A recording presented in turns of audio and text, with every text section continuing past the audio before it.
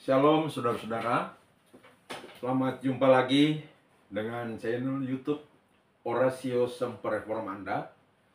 Dan saya Pendeta Kristinov Mawicere kembali lagi menjumpai Bapak Ibu saudara-saudara sekalian di mana saja berada, dalam satu ajakan untuk bersama-sama memikirkan satu bagian Alkitab, yaitu di dalam Lukas 2 ayat 41 sampai 52.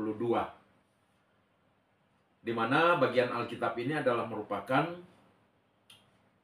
bahan pembacaan dan pemberitaan firman Tuhan di Gereja Masih Injili di Minahasa mulai besok 3 November sampai tanggal 9 November.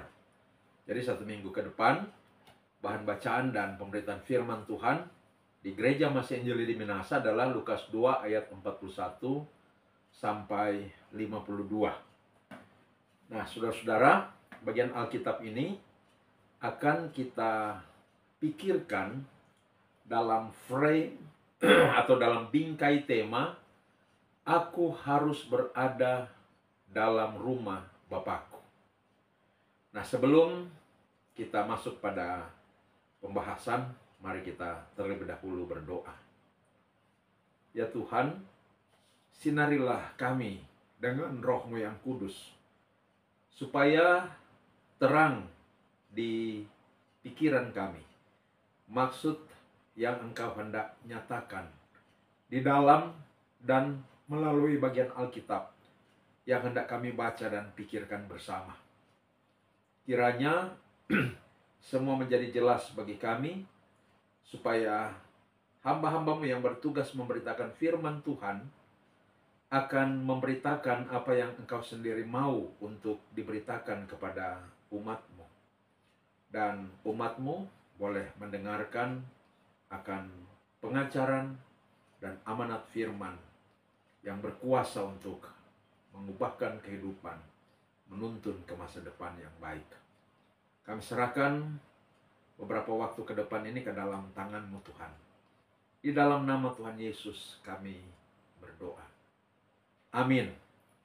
Jadi saudara-saudara, Lukas 2 ayat 41 sampai 52 akan kita pikirkan dalam bingkai tema, aku harus berada dalam rumah Bapakku. Dan kali ini saya akan membagi telaah Lukas 2 ayat 41 sampai 52 ini dalam dua bagian. Dan bagian yang pertama ini saya ajak untuk melihat tanggung jawab iman orang tua Kristen terhadap anak. Bagian Alkitab ini Lukas 2 ayat 41 sampai 52, saya harap nanti kita baca masing-masing di tempat kita masing-masing. Untuk mempersingkat waktu, saya langsung masuk saja pada pembahasan.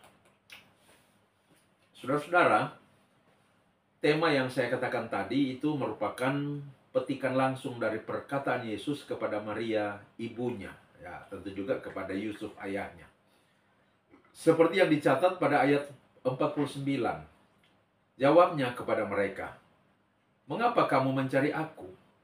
Tidakkah kamu tahu bahwa aku harus berada di dalam rumah Bapakku? Apa makna perkataan Yesus dalam konteks narasi Lukas 2 ayat 41 sampai 52 ini? Apa yang hendak dimaksudkan oleh penginjil Lukas dengan mencatat perkataan Yesus itu dalam tulisan Injilnya? Apa makna perkataan Yesus itu dalam konteks tema besar Gemim di bulan Oktober 2024 dan tentu memasuki bulan November ini juga, yaitu peranan keluarga dalam gereja dan masyarakat. Nah, saudara-saudara, pertanyaan-pertanyaan ini akan memandu kita dalam memikirkan tema ini. Nah, saudara-saudara, kita ingat bahwa kata Kristen berasal dari kata Yunani Christianus, yang artinya pengikut Kristus. Jadi, orang Kristen adalah orang-orang yang mengikuti Yesus Kristus. Sebagai orang Kristen tentu kita sudah tahu dan kita harus tahu siapa Kristus yang kita ikuti itu. Di dunia ini ada banyak pendapat mengenai siapa Yesus Kristus. Ada yang menyebutnya sebagai pemimpin agama yang hebat. Ada yang menyebut dia sebagai seorang revolusioner yang salah arah. Ada yang mengatakan bahwa Yesus Kristus adalah seorang rabi, guru Yahudi yang mulia. Ada yang mengatakan bahwa dia adalah seorang yang bertalenta, saleh, dan penuh kebajikan. Dan lain-lain sebagainya. Saudara-saudara, apapun pendapat manusia tentang Kristus, menurut saya itu tidak penting. Yang penting bagi kita ialah apa yang Alkitab selaku firman Allah katakan tentang dia. Itu yang penting. Itu yang harus kita tahu. Nah, tokoh sentral dari Alkitab itu sesungguhnya adalah Yesus Kristus. Karena itu Alkitab kita, Perjanjian Lama dan Perjanjian Baru, adalah Alkitab yang bersifat kristosentris. Karena tokoh sentral yang dibicarakan di dalam Alkitab adalah Yesus Kristus. Terlebih lagi, Perjanjian Baru bahkan secara eksplisit menyatakan Yesus sebagai Juru Selamat, Mesias, Raja, Tuhan, Anak Allah, yang menjadi manusia untuk menjalani kehidupan yang sempurna, tanpa dosa. Kemudian mati sebagai pengganti orang-orang berdosa, melunasi hutang dosa, dan bangkit dari kematian. Nah, Perjanjian Baru memberitahu kita bahwa dia naik ke sorga, di mana dia tinggal sekarang. Lalu menjadi perantara bagi umatnya, dan suatu hari nanti akan kembali untuk mendirikan kerajaannya di bumi. Saudara-saudara, kisah besar keselamatan, drama besar penebusan terungkap di seluruh Alkitab dan khususnya di Perjanjian Baru. Perjanjian Baru menceritakan kepada kita bagaimana Allah menyelamatkan orang-orang berdosa dari neraka kekal melalui karya Yesus Kristus. Dan Alkitab dengan jelas menyatakan bahwa tidak ada keselamatan tanpa Kristus. Tanpa iman kepada pribadi Kristus dan pekerjaannya, tak ada keselamatan. Jadi, Yesus Kristuslah yang menjadi tema sentral dari kitab suci.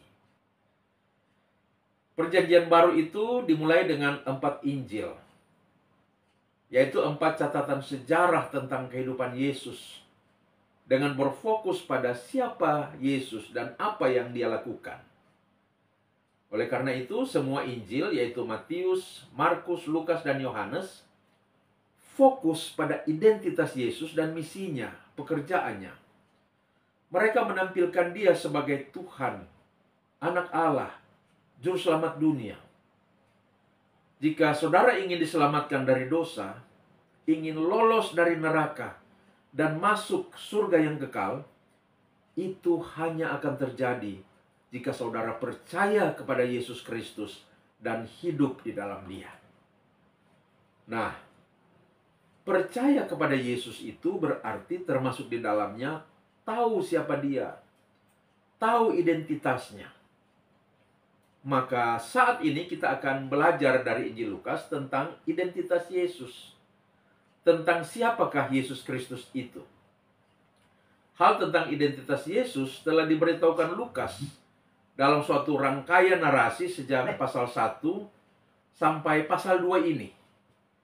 Nah, saudara-saudara, Injil Lukas pasal 1 yang terdiri dari 80 ayat dan pasal 2 yang terdiri dari 52 ayat telah memberikan informasi yang sangat jelas tentang siapa sebenarnya Yesus Kristus. Sakaria, yaitu ayah dari Yohanes Pembaptis, seorang imam di Bait Suci, dan istrinya Elisabet menegaskan identitas Yesus, bahwa tanduk keselamatan telah dibangkitkan dalam diri anak yang dilahirkan Maria ini. Malaikat Gabriel mengidentifikasi siapakah Yesus, bahwa dia adalah Immanuel, Tuhan beserta kita, Juru Selamat. Para malaikat di padang berbicara kepada para gembala dan mengidentifikasi siapakah dia.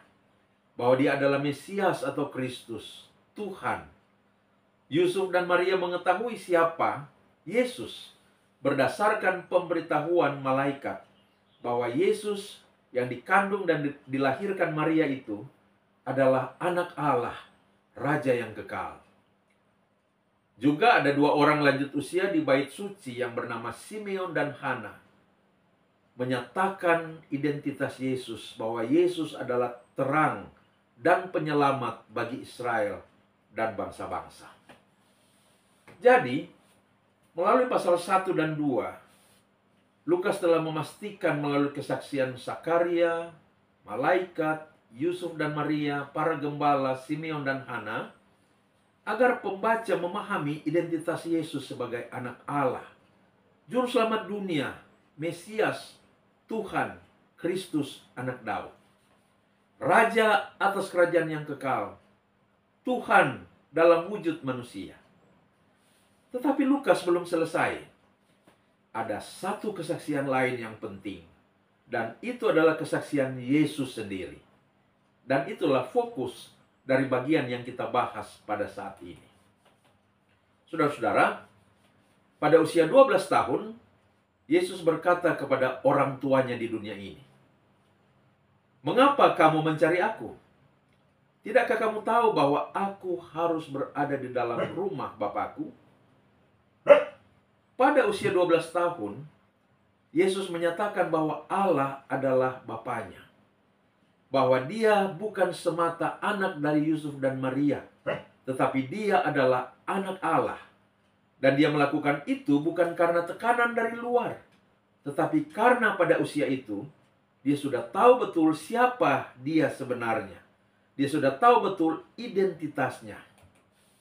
Di usia 12 tahun, Yesus sudah tahu bahwa di satu pihak dia adalah anak dari Yusuf dan Maria. Berarti dia adalah manusia. Tetapi di pihak lain, dia juga tahu bahwa dia juga adalah anak Allah. Berarti dia adalah Allah. Saudara-saudara, sejumlah orang pernah mengatakan begini. Yesus mengatakan bahwa dia adalah anak Allah. Dia tidak mengatakan bahwa dia adalah Allah. Sama seperti presiden. Anak presiden bukan berarti presiden, kan? Mereka katakan begitu. Yang presiden adalah ayahnya. Itu berarti perkataan Yesus bahwa dia adalah anak Allah bukan berarti bahwa dia adalah Allah. Nah, sejumlah orang pernah berkata seperti itu. Nah, pendapat seperti itu kemudian dipatahkan oleh logika seperti ini. Oke, anak presiden bukanlah presiden. Tapi bagaimana dengan anak monyet? Apakah anak monyet adalah monyet atau bukan monyet? Ya pasti monyet. Apakah anak manusia bukan manusia? Pasti manusia. Apakah anak Allah bukan Allah? Pasti Allah. Maka ketika Yesus mengatakan Allah adalah Bapanya dan dia adalah anak Allah, maka berarti itu menunjukkan bahwa Yesus adalah Allah. Baik, kembali lagi ke narasi kita. Jadi, di usia 12 tahun, Yesus sudah tahu bahwa di satu pihak dia adalah anak dari Yusuf dan Maria. Dia adalah manusia. Tetapi di pihak lain dia juga sudah tahu bahwa dia juga adalah anak Allah. Dia adalah Allah. Di usia 12 tahun, Yesus sudah tahu identitasnya. Bahwa dia adalah Allah yang menjadi manusia. Dan itu berarti dia juga tahu untuk apa dia yang adalah Allah datang ke dunia ini untuk menjadi manusia. Itu berarti dia tahu misinya, yaitu untuk menebus dan menyelamatkan manusia dari dosa dan neraka. Baik, mari kita mulai narasi ini dari awal perikop. Teks kita ini, saudara-saudara, diawali dengan keterangan tentang kehidupan keagamaan dari Yusuf dan Maria yang menggambarkan tentang kesalehan dan ketaatan mereka kepada Tuhan dalam wujud ketaatan mereka pada hukum-hukum agama Yahudi. Di Dikatakan bahwa tiap-tiap tahun orang tua Yesus pergi ke Yerusalem pada hari raya Paskah. Dalam agama Yahudi ada 3 hari raya utama yang dirayakan setiap tahun, dan setiap umat Yahudi diwajibkan untuk datang ke Yerusalem dan merayakannya di Bait Allah. 3 hari raya utama itu ialah, yang pertama hari raya Paskah, yang kedua hari raya Pentakosta, yang ketiga hari raya Pondok Daun. Hari raya Paskah disebut juga hari raya roti tidak beragi, yang dirayakan untuk mengenang dan mensyukuri peristiwa pembebasan umat Israel dari perbudakan di Mesir. Hari raya Pentakosta dirayakan 50 hari sesudah hari raya Paskah. Disebut juga hari raya buah sulung atau hari raya panen. Dan hari raya Pondok Daun adalah hari raya yang mengenang dan mensyukuri pengembaraan umat Israel di padang gurun ketika mereka tinggal di kemah dan Tuhan menyediakan manna bagi mereka. Itulah 3 hari raya besar dalam agama Yahudi. Nah, dalam kekristenan ada juga sejumlah hari raya atau hari besar, dan ada beberapa hari raya yang sama yang dirayakan juga oleh umat Yahudi. Ya, kita memahami itu oleh karena kekristenan itu berakar dari agama Yahudi, sehingga ada hari-hari raya yang sama. Jadi hari raya Kristen itu adalah mulai dari hari Jumat Agung atau hari kematian Tuhan Yesus.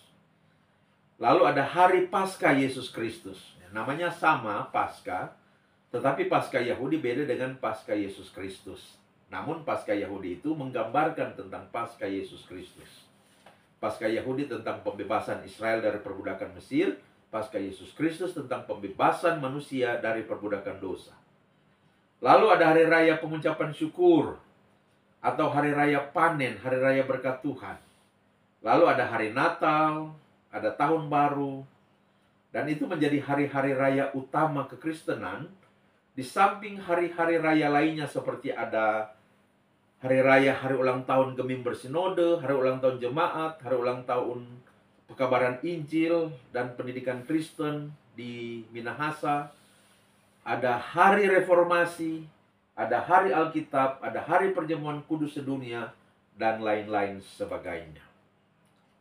Saudara-saudara, selain aturan tentang hari raya, dalam tradisi Yahudi pun ada aturan bahwa setiap anak laki-laki sebelum umur 13 tahun, berarti umur 12 tahun, harus dibawa orang tuanya untuk merayakan Paskah di Bait Allah di Yerusalem untuk mendapatkan pengajaran tentang karya pembebasan yang Allah lakukan kepada umatnya. Karena pada usia sebenarnya usia 13 tahun itu nanti sesudah masa Yesus, dan pada masa Yesus itu 12 tahun sebenarnya. Anak itu akan dinobatkan sebagai anak Taurat, yang kemudian disebut dengan istilah bar mitzvah, anak hukum atau anak Taurat. Ketika menjadi anak Taurat, maka sang anak itu sudah dianggap dewasa dan mandiri di dalam iman, di mana dia sudah memahami Taurat dan bertanggung jawab terhadap dirinya sendiri untuk menaati Taurat, tidak dalam tanggung jawab orang tua lagi. Jadi ketika ada perayaan Paskah dan Yesus sudah berumur 12 tahun, Yusuf dan Maria membawa Yesus ke perayaan itu di Bait Allah di Yerusalem. Maka hal pertama yang dapat kita lihat di sini ialah bahwa Yusuf dan Maria adalah orang-orang yang taat kepada Allah. Mereka pergi setiap tahun, bukan hanya sesekali, tetapi setiap tahun. Mereka pergi bersama sebagai suami istri untuk merayakan Paskah.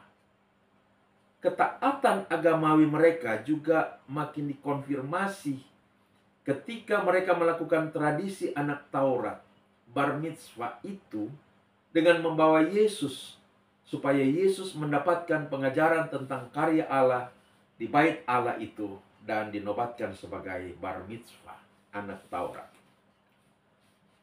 Maka yang kedua, mereka adalah juga orang tua yang bertanggung jawab atas pertumbuhan iman anaknya. Tentu ini menjadi pelajaran bagi kita untuk belajar dari Yusuf dan Maria menjadi orang-orang yang taat pada hukum-hukum Tuhan dan tradisi-tradisi kekristenan kita, dan bahkan menjadi orang tua yang bertanggung jawab atas pertumbuhan iman anak-anak kita. Setiap orang tua bertanggung jawab membimbing anaknya pada pengenalan akan Tuhan, sehingga ia atau mereka mengenal Tuhan, mengasihi Tuhan, dan hidup di bawah otoritas Tuhan. Dan sesungguhnya itulah iman. Dalam rangka hal itu, maka ada 7 hal penting yang perlu dilakukan setiap orang tua Kristen. Pertama, berikan teladan iman yang hidup kepada anak-anak kita. Anak-anak belajar dari apa yang mereka lihat sehari-hari. Jika orang tua rajin berdoa, rajin membaca Alkitab, rajin melayani pekerjaan Tuhan, sangat besar kemungkinan anak-anak akan mengikuti jejak itu. Maka jadilah teladan iman bagi mereka dengan konsisten berjalan di jalan Tuhan. Yang kedua, ajak mereka ke pertemuan-pertemuan ibadah, mulai dari ibadah di rumah Tuhan pada hari Minggu dan pertemuan-pertemuan ibadah lainnya sesuai program jemaat. Bawalah anak-anak ke gereja dan terlibat dalam kegiatan-kegiatan rohani bersama umat Tuhan lainnya. Biarkan mereka berinteraksi dan mengenal saudara-saudara seiman mereka sejak dini. Dengan begitu, iman mereka akan ada dalam proses pertumbuhan. Yang ketiga, alokasikanlah, sediakanlah waktu khusus beribadah bersama di rumah. Walaupun ada sekolah minggu dan ibadah-ibadah lainnya, luangkan waktu khusus di rumah untuk membaca firman Tuhan dan berdoa bersama anak. Disinilah Anda sebagai orang tua bisa menanamkan ajaran-ajaran iman Kristen seperti kasih Tuhan, keselamatan, dosa dan pengampunan, kedatangan Yesus kedua kali, dan lain-lain sebagainya. Yang keempat, libatkan anak-anakmu dalam pelayanan gereja sesuai umur mereka. Biarkan anak-anak kita terlibat dalam pelayanan anak di gereja sesuai talenta dan umurnya. Ya, misalnya memimpin pujian, membaca ayat hafalan, bermain drama, dan lain-lain. Hal ini akan membuat iman mereka semakin bertumbuh nyata. Yang kelima, jalin komunikasi yang hangat dan terbuka dengan anak-anakmu. Dengarkan setiap curahan hatinya tanpa menghakimi. Berikan nasihat bijaksana jika mereka memiliki masalah dalam pergaulan atau hal-hal lainnya. Yang keenam, didik mereka dengan kasih dan ketegasan. Mendidik dalam iman bukan berarti memaksakan standar kita orang tua kepada mereka. Lakukan dengan penuh kasih, kelembutan, dan kesabaran. Tapi juga tegas dalam hal prinsip. Beri sanksi jika mereka melanggar aturan. Tetapi segera ampuni dan dekap erat mereka saat mereka bertobat.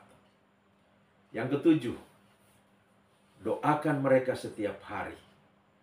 Bawa anak-anak kita dalam doa pribadi kita setiap hari. Mohon agar Tuhan berkenan memelihara dan membentuk iman anak-anak kita sejak kecil hingga mereka menjadi besar kelak. Doa orang tua sangat berkuasa bagi anak-anak. Jadi, sampai di sini kita telah melihat bahwa Yusuf dan Maria adalah pasangan suami istri yang saleh dan taat kepada Tuhan. Mereka juga adalah orang tua yang bertanggung jawab melaksanakan pendidikan iman bagi anaknya. Maka baik, sekarang mari kita kembali pada narasi di dalam teks itu.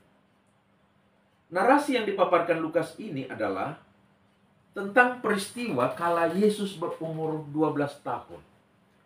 Dan inilah satu-satunya peristiwa tentang Yesus yang dicatat oleh Alkitab pada selang waktu Yesus berumur 12 sampai 30 tahun, yang di dalamnya terkandung satu-satunya perkataan Yesus yang dicatat Alkitab sejak ia lahir sampai ia berumur 30 tahun saat ia memulaikan pekerjaannya. Mengapa? Mengapa hanya ada satu peristiwa tentang Yesus di selang waktu Yesus berusia 12 sampai 30 tahun yang tercatat dalam Alkitab? Hal ini penting, saudara-saudara, untuk kita pikirkan, sebab ada suara-suara tuduhan bahwa sejarah dan riwayat Yesus itu tidak jelas. Karena keberadaannya di usia 12 sampai 30 tahun itu tidak ada catatannya kecuali yang tertulis di Injil Lukas pasal 2 ayat 41 sampai 52 ini. Nah, mari kita lihat. Untuk mengetahui alasan mengapa riwayat Yesus antara umur 12 sampai 30 tahun tidak tercatat dalam Alkitab, perlu ditelusuri konteks sejarah dan budaya Yahudi di masa Yesus itu. Riwayat Yesus di dalam Alkitab itu dimulai dengan kelahirannya, lalu pada usia 8 hari ia disunat, lalu tentang penyingkirannya ke Mesir oleh Yusuf dan Maria, lalu kembalinya mereka ke Nazaret, dan saat Yesus berusia 12 tahun dibawa ke Bait Allah di Yerusalem untuk merayakan Paskah, dan sesudah itu tidak ada lagi catatan tentang Yesus sampai ia masuk dalam misi pelayanannya di usia 30 tahun. Nah, di dalam tradisi Yahudi, kehidupan itu dibagi dalam beberapa tahap. Yang pertama, umur 8 hari disunat sebagai tanda masuk dalam covenant atau perjanjian dengan Tuhan. Yang kedua, umur 5 tahun, orang atau anak Yahudi itu wajib membaca kitab suci atau Taurat, mulai dari pengenalan huruf-huruf atau mulai dari hal-hal yang dasar. Belajar dasar-dasar kitab suci atau Taurat itu umur 5 tahun. Lalu sampai pada umur 10 tahun, mereka diwajibkan mempelajari Mishnah secara lebih mendalam. Mishnah itu adalah tradisi lisan dari pengajaran hukum Taurat. Yang keempat, pada saat umur 12 tahun, umur 12 tahun di masa Yesus. Nah, sesudah masa Yesus, mereka menetapkannya menjadi 13 tahun. Anak laki-laki dibawa orang tuanya ke bait suci untuk mengikuti ibadah perayaan Paskah dan mendapatkan pengajaran tentang karya penyelamatan Allah atas Israel dan berbagai pengajaran Taurat melalui Talmud, yaitu catatan tafsiran terhadap Taurat, itu Talmud. Nah, pada tahapan ini, tanggung jawab untuk mempelajari Taurat dan hidup menurut Taurat ada pada diri anak itu sendiri, bukan lagi terletak pada orang tuanya. Maka pada saat umur 12 tahun itu, anak itu diakui sebagai seorang laki-laki dewasa dan mandiri dalam iman, dan disebut bar mitzvah atau anak Taurat. Yang kelima, pada umur 20 tahun, seorang Yahudi dianggap sudah harus memasuki dunia kerja.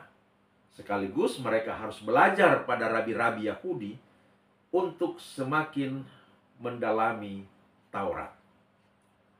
Yang keenam, usia 30 tahun. Itu adalah tahap seorang laki-laki Yahudi boleh tampil di muka umum untuk mengajar di depan umum. Oleh sebab itu, Yesus pada saat usia 30 tahun, dia tampil dan mulai mengerjakan misinya. Yang ketujuh, usia 40 tahun disebut sebagai usia bijaksana. Usia 50 tahun, yang kedelapan, usia 50 tahun disebut sebagai penasehat. Yang kesembilan, usia 60 tahun disebut usia kematangan. Ya, mungkin matang dari segi fisik, dari segi sosial, dari segi ekonomi, dari segi spiritual, dan seterusnya. Yang ke-10, usia 70 tahun disebut usia sempurna. 11, usia 80 tahun disebut sebagai usia tambahan kekuatan atau bonus. 12, usia 90 tahun disebut disebut usia bengkok. Oleh karena tubuh manusia di usia 90 tahun itu mulai terjadi pembengkokan.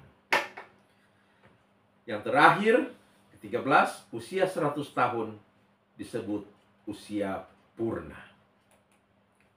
Nah, saudara-saudara, inilah tahapan kehidupan orang Yahudi. Dari tahapan kehidupan dalam tradisi Yahudi ini, kita dapat melihat mengapa pada tahapan usia 12-30 tahun hanya ada satu peristiwa dalam kehidupan Yesus yang dicatat Alkitab seperti yang terdapat pada teks bacaan kita ini, yaitu karena Alkitab berfokus pada saat Yesus lahir dan momentum dia menjalani prosesi sesuai hukum Taurat, disunat, dan pada 12 tahun menjadi anak Taurat, atau yang dalam bahasa Ibrani tadi disebut bar mitzvah, lalu nanti muncul lagi pada usia 30 tahun. Inilah yang dimaksud oleh Galatia 4 ayat 4 yang berkata, tetapi setelah genap waktunya, maka Allah mengutus anaknya yang lahir dari seorang perempuan dan takluk kepada hukum Taurat.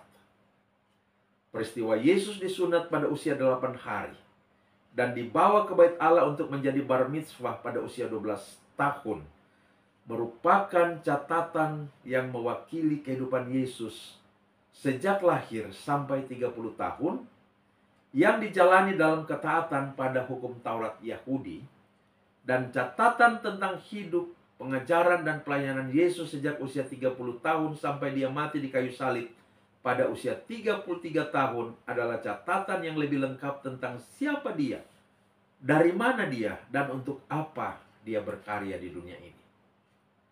Jadi, bila kita melihat tahapan kehidupan orang Yahudi dalam tradisi Yahudi seperti yang digambarkan di atas, tahap lahir sampai usia 29 tahun itu adalah tahap belajar Taurat. Sedangkan usia 30 tahun ke atas itu adalah tahap mengajar Taurat. Nah, khusus catatan tentang kehidupan Yesus pada tahap lahir sampai usia 29 tahun diwakili oleh dua peristiwa, yaitu sunat dan bar mitzvah, untuk menunjukkan kehidupan Yesus yang taat pada hukum Taurat seperti yang dikatakan pada Galatia 4 ayat 4 tadi. Maka tuduhan bahwa riwayat Yesus pada usia 12 tahun sampai 30 tahun tidak jelas adalah tidak beralasan. Riwayat hidup Yesus dari lahir sampai mati, bangkit, dan naik ke sorga sangat jelas. Sebelum usia 30 tahun, Yesus hidup bersama kedua orang tuanya untuk melakukan semua prosesi tradisi Taurat. Lalu, usia 30 tahun dia tampil untuk melaksanakan misinya, mengajar tentang kerajaan Allah, memperlihatkan tanda-tanda kerajaan Allah melalui mujizat-mujizat yang dilakukannya, sampai ia harus menderita dan mati di kayu salib untuk menebus dosa manusia, dimakamkan lalu bangkit pada hari ketiga dan naik ke sorga. Jelas, saudara-saudara. Nah, kita kembali lagi pada narasi teks kita. Jadi pada usia 12 tahun, Yesus dibawa orang tuanya ke bait Allah di Yerusalem untuk merayakan Paskah dan dinobatkan sebagai anak Taurat. Saudara-saudara, perjalanan dari kota Nazaret di Galilea menuju ke kota Yerusalem di Yudea bukanlah perjalanan yang mudah. Mereka harus menempuh jarak 80 mil atau kurang lebih 128 km. Itu sama dengan jarak antara Manado dan kota Mobagu, yang bila ditempuh dengan berjalan kaki bisa memakan waktu 3-4 hari jika mereka dapat menempuh 20 hingga 25 mil sehari. Ya, mungkin 4 hari jika ada anak-anak dalam rombongan yang berangkat. Ayat 44 menunjukkan bahwa mereka berangkat secara rombongan dalam kelompok besar orang. Biasanya rombongan diatur anak-anak berada di depan, karena jika orang tua yang berada di depan, mereka bisa berjalan terlalu cepat dan anak-anak bisa ketinggalan. Jadi mereka menempatkan semua anak-anak itu di paling depan, disusul para perempuan, lalu laki-laki, berada di posisi paling belakang dalam rombongan itu. Mereka akan berjalan menuruni lereng bukit Nazaret, memutari wilayah Samaria, oleh karena orang Yahudi itu tidak akan memasuki wilayah Samaria. Padahal kalau mereka mengikuti wilayah Samaria, perjalanan yang ditempuh akan jauh lebih singkat. Jadi, memutari wilayah Samaria, lalu turun ke lembah Yordan, kemudian memasuki wilayah Yudea dan mendaki ke Yerusalem. Ketika Yusuf, Maria, dan Yesus tiba untuk merayakan Paskah, kota Yerusalem telah dipenuhi oleh ratusan ribu peziarah yang datang dari berbagai penjuru, baik di tanah Palestina maupun di luar Palestina. Tentu, begitu mereka memasuki kota Yerusalem, mereka akan mencari keluarga atau kenalan untuk tinggal. Jika mereka belum memiliki keluarga atau kenalan yang mereka bisa tinggali setiap tahun, mereka akan mencari tempat berkemah di sekitar kota Yerusalem. Akan ada banyak sekali orang yang akan berkemah agar mereka bisa berkumpul bersama sebagai keluarga untuk makan, di mana mereka bisa memasak daging domba dan makanan lainnya serta makan bersama. Mereka juga akan membeli hewan korban mereka. Jadi beberapa hari di Yerusalem itu akan menjadi waktu yang sibuk, di mana orang-orang berbondong-bondong datang dari berbagai penjuru dan saling bertabrakan dalam upaya mereka untuk mencari tempat tinggal, tempat makan, dan hewan untuk dikorbankan. Maka ada begitu banyak pengorbanan. Beberapa sejarawan mengatakan bahwa kurang lebih 1/4 juta hewan akan disembelih dan dikorbankan selama Minggu Paskah. Bayangkan saudara-saudara, 1/4 juta ekor hewan. Dan pada saat itu tentu saja perlu ada penjualan hewan-hewan korban. Maka kita boleh membayangkan seluruh kota ribut dengan lembu dan domba yang mengembik. Selain itu, tentara Romawi akan berada di mana-mana, berdesak-desakan dengan massa untuk menjaga keamanan. Kita juga boleh membayangkan ketika ritus pengorbanan dimulai, hewan-hewan korban disembelih dan darahnya akan disiramkan ke mezbah. Kita boleh membayangkan ketika tiba giliran keluarga Yesus membawa hewan korban, Yesus akan melihat hal itu. Yesus akan melihat hewan itu disembelih dan darahnya itu dipercikkan. Yesus pasti berpikir bahwa dirinya sendiri adalah anak domba Allah yang akan menghapus dosa dunia.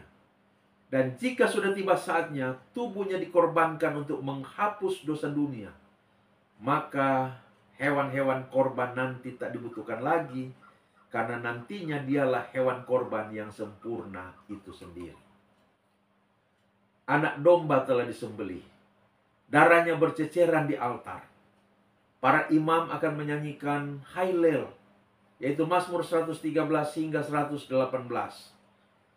Jadi kekacauan orang banyak, pembantaian hewan, kenangan yang tak terhapuskan tentang darah yang tercurah dari altar, yang kemudian mengalir dalam sebuah sungai yang keluar dari bagian belakang bait suci, menuruni bukit belakang, kemudian yang mengalir ke sungai Kidron, yang membuat seluruh sungai itu menjadi merah karena darah ketika mengalir ke lembah Hino.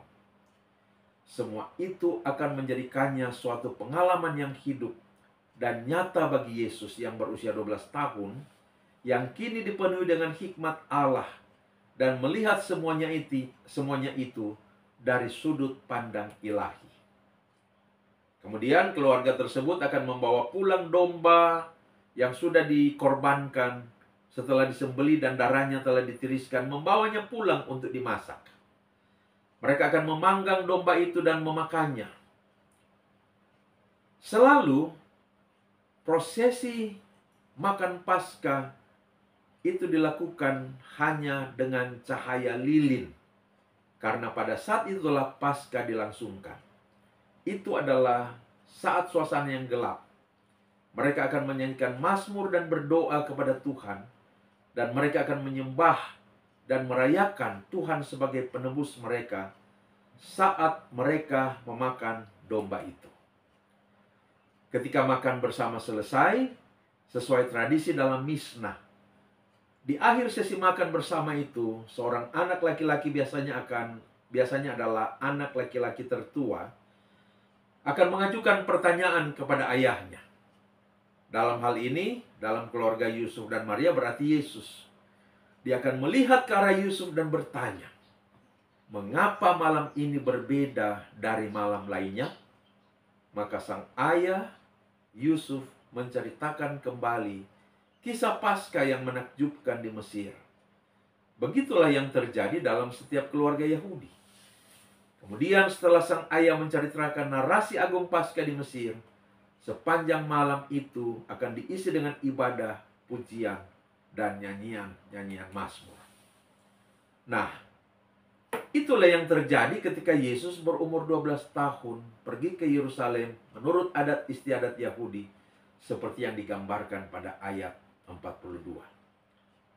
Selanjutnya saudara-saudara, kita mulai tiba pada puncak narasi ini. Ayat 43 sampai 49 mencatat, sehabis hari-hari perayaan itu, ketika mereka berjalan pulang, tinggallah Yesus di Yerusalem tanpa diketahui orang tuanya, karena mereka menyangka bahwa ia ada di antara orang-orang seperjalanan mereka. Berjalanlah mereka sehari perjalanan jauhnya, lalu mencari dia di antara kaum keluarga dan kenalan mereka. Karena mereka tidak menemukan dia, kembalilah mereka ke Yerusalem sambil terus mencari dia. Sesudah 3 hari mereka menemukan dia dalam bait Allah. Ia sedang duduk di tengah-tengah alim ulama sambil mendengarkan mereka dan mengajukan pertanyaan-pertanyaan kepada mereka. Dan semua orang yang mendengar dia sangat heran akan kecerdasannya dan segala jawab yang diberikannya. Dan ketika orang tuanya melihat dia, tercenganglah mereka. Lalu kata ibunya kepadanya, "Nak, mengapakah engkau berbuat demikian terhadap kami? Bapamu dan aku dengan cemas mencari engkau." Jawabnya kepada mereka, "Mengapa kamu mencari aku? Tidakkah kamu tahu bahwa aku harus berada di dalam rumah Bapakku?" Saudara-saudara, dalam perjalanan pulang Yusuf dan Maria berasumsi bahwa Yesus sedang bersama sanak saudara atau kenalan, atau mungkin dia bersama para kelompok anak remaja di barisan paling depan. Tetapi pada malam hari di akhir perjalanan pulang hari pertama, sekitar 20 hingga 25 mil menyusuri lembah Yordan dari Yerusalem, mereka menyadari bahwa Yesus tidak ada di sana, dan mereka mulai melakukan perjalanan. Tentu mereka habiskan dulu malam itu. Mereka mencari di antara kerabat dan teman, tidak menemukan dia. Maka mereka harus menunggu semalaman sampai fajar keesokan harinya. Dan kemudian ayat 45 mencatat mereka kembali ke Yerusalem dengan perjalanan seharian penuh. Tiba di Yerusalem mencari Yesus harian penuh, masih tidak menemukan juga. Lalu besoknya lagi mereka meneruskan pencarian dan menemukan Yesus berada di bait Allah, sedang bersoal jawab dengan para pemimpin agama Yahudi. Itu sebabnya ayat 46 mengatakan hal itu terjadi setelah 3 hari. 1 hari keluar, 1 hari kembali, dan 1 hari mencari. Akhirnya mereka menemukan dia di bait Allah. Dengan hati yang kesal Maria bertanya, "Nak, mengapa engkau berbuat demikian terhadap kami? Bapamu dan aku dengan cemas mencari engkau." Saudara-saudara, bapamu yang dimaksud Maria di sini adalah Yusuf, bapa manusiawi dari Yesus. Sekarang perhatikan jawaban Yesus. "Aku harus berada di dalam rumah Bapakku." Siapa Bapakku yang dimaksud Yesus? Yusuf? Bukan. Yang dimaksud dengan Bapakku oleh Yesus di sini ialah Allah, Bapa ilahinya. Dalam dialog Maria dan Yesus ini terkandung identitas Yesus, bahwa dia adalah anak Yusuf, berarti anak manusia, tetapi juga anak Allah. Yesus adalah manusia dan Allah. Benar-benar manusia, benar-benar Allah. Jadi, ungkapan Yesus bahwa Allah adalah Bapanya menunjukkan kealahannya. Yesus adalah Allah. Yesus adalah Tuhan. Saudara-saudara, sesungguhnya ini pertama kali Yesus menyebut Allah adalah Bapanya. Umat Yahudi pun percaya bahwa Allah adalah Bapa. Namun dalam perspektif pencipta. Karena Allah adalah pencipta alam semesta dan pencipta bangsa Yahudi, maka Allah adalah Bapa.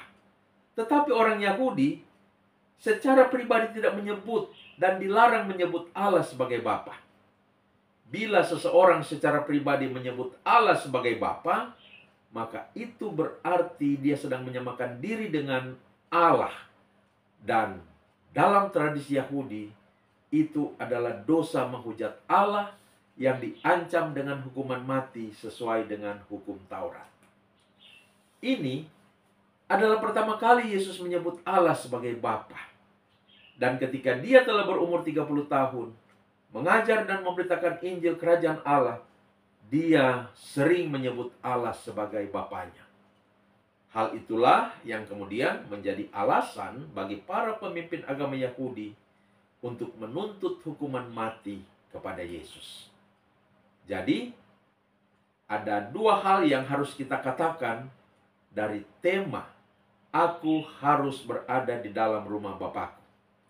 Ialah bahwa itu adalah perkataan Yesus yang diperkatakan dalam konteks pendidikan iman yang sedang dijalankan Yusuf dan Maria kepada Yesus. Dan ini menjadi amanat bagi setiap orang tua Kristen untuk menjalankan tanggung jawab pendidikan iman kepada anak-anaknya demi kebaikan anak itu sendiri. Dan kedua, perkataan Yesus itu menunjukkan identitas Yesus sebagai Tuhan. Maka tanggung jawab orang tua Kristen untuk mendidik anak-anaknya secara iman ialah membawa mereka pada pengenalan akan Tuhan Yesus, percaya kepadanya, mengasihi Dia, hidup dalam persekutuan dengannya, dan hidup menurut ajarannya.